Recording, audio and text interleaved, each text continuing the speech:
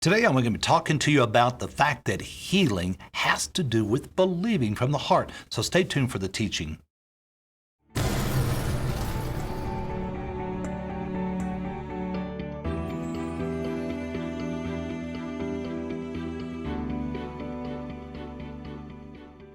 Today, I'm on the subject of healing, but I'm talking very specifically about this area of healing involving the beliefs of the heart of man. The heart involves not only our spirit, where the presence of God is within us at the area of salvation, but it also involves the area of the soul, the mind, the will, the emotions, the imagination, and these areas. And so when I'm talking about this area of believing, I'm going to use the example today found in Luke chapter 7, verse 1, starting with verse 1, where it's talking about the centurion's servant, because this is a man that Jesus said he had great faith, and he was a man who believed, but there was a reason why.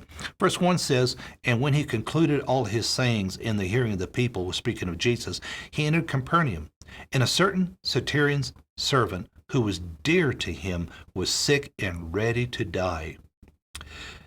Verse 3 says, so when he heard about Jesus, he sent the elders of the Jews to him, pleading with him to come and heal his servant.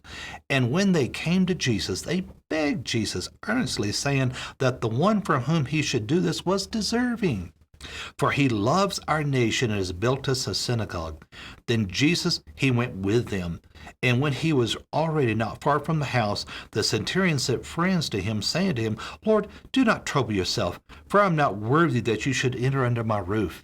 Therefore, I did not even think myself worthy to come to you, but say the word, and my servant will be healed. For I also am a man placed under authority, having soldiers under me. I say to the one, go, and he goes, to another, come, and he comes. To my servant, do this, and he does it. When Jesus heard these things, he marveled at him, and turned around and said to the crowd that followed him, I say to you, I have not found such great faith, no, not in Israel. And here with the centurion, when the servant was sent to him, in Matthew chapter 8, verse 6 says, Lord, my servant is lying at home, paralyzed and dreadfully tormented.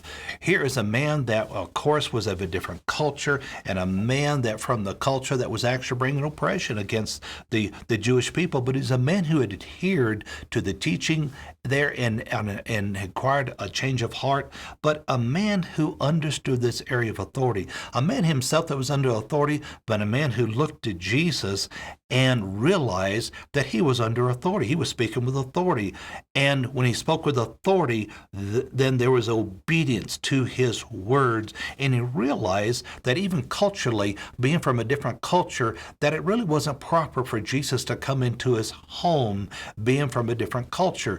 And he said, very respectfully, and it really showed a condition of the heart we see come out of this man concerning even Jesus and how he was relating to the culture as a whole, because he could have been an oppressor. Of course, he was in a very powerful position. He could have had the kind of respect that comes through fear, because he could have been like an oppressor. But instead, here was a man who was in a position there where they controlled the culture, but he related in love. In fact, of course, even the people said to him, Lord, he loves our nation, has built us a synagogue. Through this man, there was a different relationship established because what was on the inside of the man.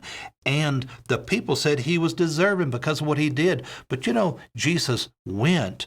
But Jesus said he had such great faith. But you see, it wasn't what the man was doing that brought about the manifestation. It wasn't because he was such a good person. Oh, he deserves it, Lord. Look what he's doing. Yes, Jesus went, but you see, in going, he found out the heart of the individual, because the man said, look, just speak a word.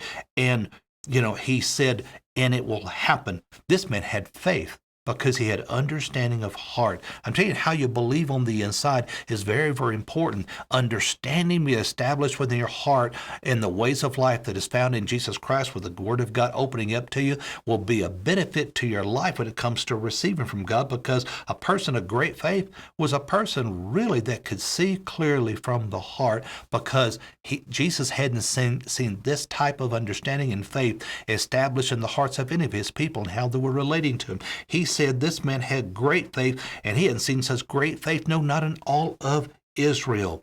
You know, Matthew 8:13, Jesus said to the centurion, "Go your way as you have believed, so let it be done for you." And his servant was healed that very same hour.